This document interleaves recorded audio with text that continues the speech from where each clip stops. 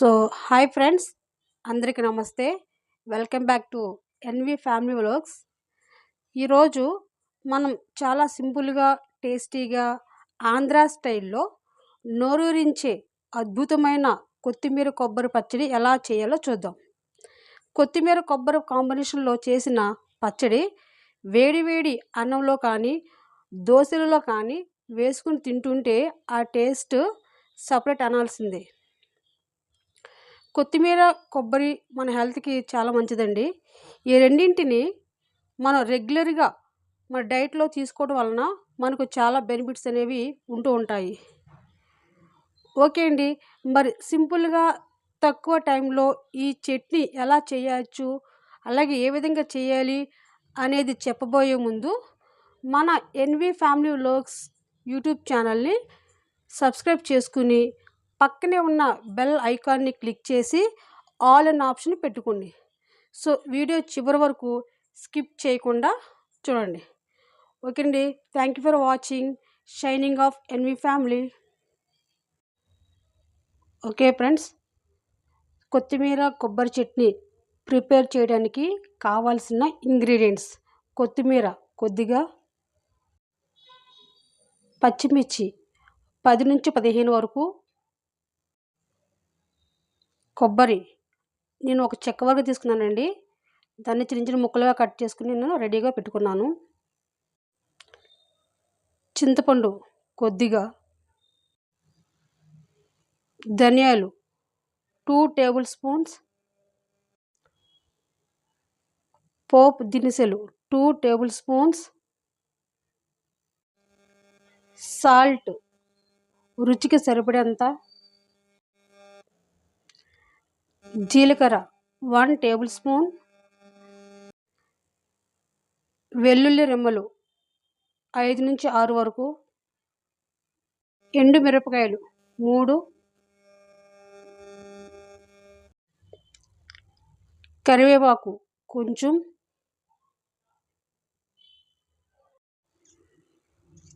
Oil 3 table spoons,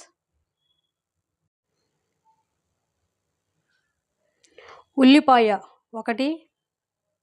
okay friends, so సింపుల్గా టేస్టీగా కొత్తిమీర కొబ్బరి పచ్చడి ఎలా ప్రిపేర్ చేయాలో చేసేద్దామా. సో ఫస్ట్ అయితే నేను స్టవ్ ఆన్ చేసుకున్నాను. స్టవ్ ఆన్ చేసుకుని సో పాన్ అయితే పెట్టేసుకున్నానండి. సో ముందుగా చెప్పినప్పుడు 3 టేబుల్ స్పూన్ ఆయిల్ అని చెప్పాను కాబట్టి 1 టేబుల్ స్పూన్ ఆయిల్ నేను ఇందులో వేసుకుంటున్నాను.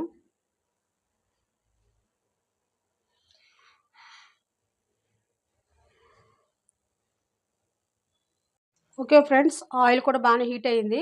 సో పచ్చిమిర్చి తీసుకున్నాను, మధ్యలో కట్ చేసి ఉంచాను నేను. జస్ట్ కొంచెం చిటపట అంటుంటాయి అన్నమాట.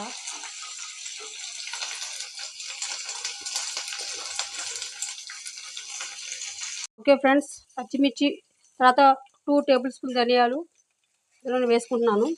ఇది కూడా కొంచెం పచ్చితో ఫ్రై చేసుకోవాలి.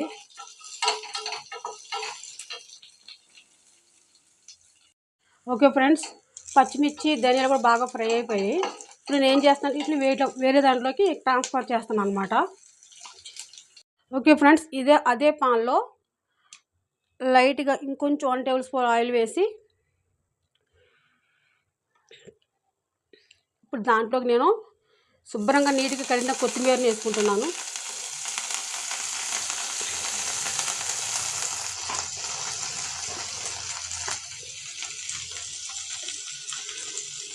సో దీన్ని కొంచెం ఇలా బాగా మిక్స్ చేసుకుంటే ఎక్కువ టైం కుక్ అవసరం లేదు, అవ్వాల్సిన అవసరం లేదనమాట. జస్ట్ ఇట్లా కొంచెం కలుపుకొని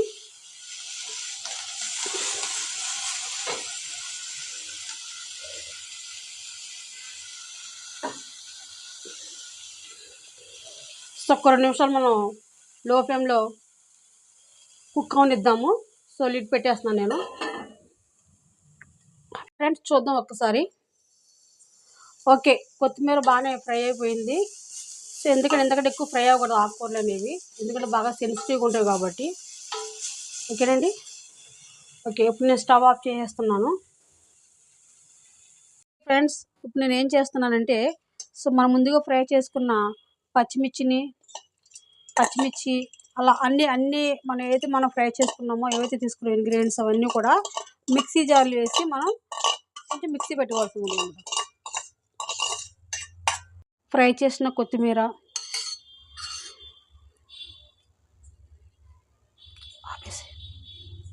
చిన్నగా కట్ చేసిన కొబ్బరి ముక్కలు,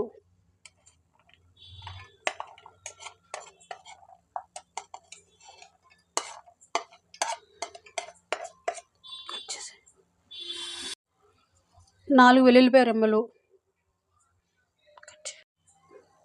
తీసుకున్న చింతపండుని కొంచెంసేపు నేను నానబెట్టాను అదనమాట.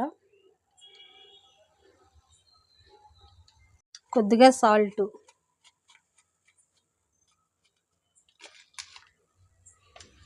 ఇవన్నీ మనం ఇలా వేసేసుకున్న తర్వాత ఇలా క్యాప్ పెట్టేసుకుని దీన్ని కొంచెంసేపు మనం కచ్చా పెచ్చాగా మిక్సీ పట్టుకోవాలన్నమాట.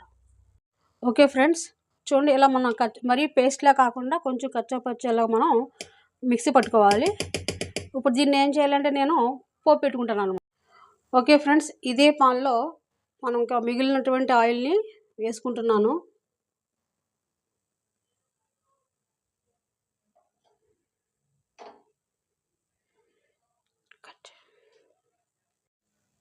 ఓకే ఫ్రెండ్స్, ఆయిల్ అనేది హీట్ అయ్యింది. కొద్దిగా ఎండుమిర్చి,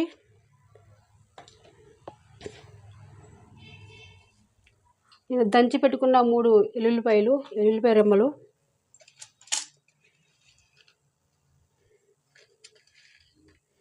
కొద్దిగా కరివేపాకు,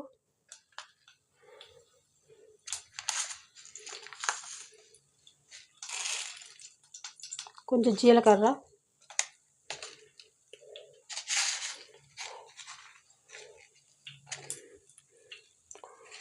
పోపు దినుసులు,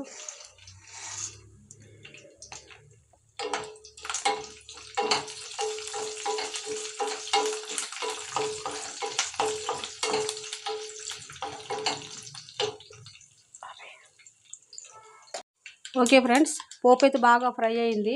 సో దీంట్లో నేను ఏం చేస్తున్నానంటే మిక్సీ పట్టుకున్నటువంటి ఆ పేస్ట్ మొత్తాన్ని కూడా ఇందులో వేస్తున్నాను.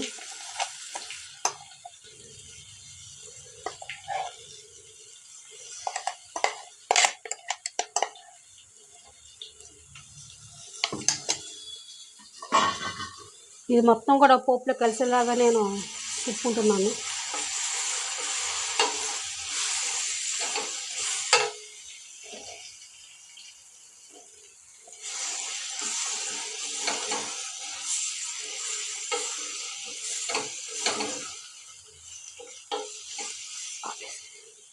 ఓకే అండి, చివరగా చిన్నగా కట్ చేసిన పచ్చి ఆనియన్స్ని ఇందులో వేస్తున్నాను అనమాట.